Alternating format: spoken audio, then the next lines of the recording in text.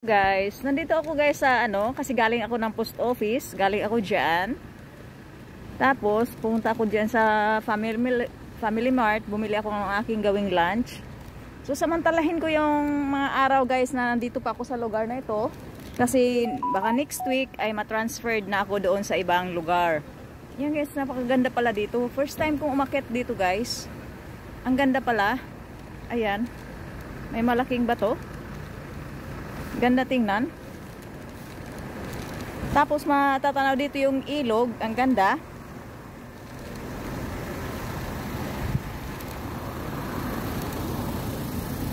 Ayan. Ayan ang ilog guys.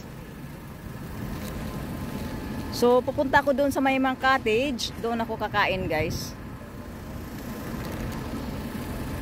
So dito ako sa malilim. Ayan, matatanaw dito ang ilog. Sana bakante ang isang cottage. Ayan.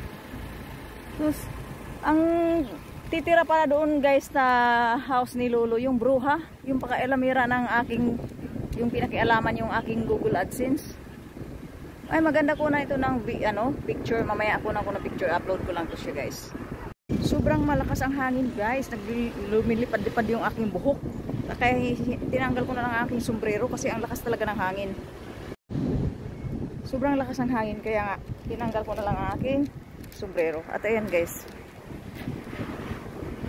Paano ko dito? So ang ganda ng view.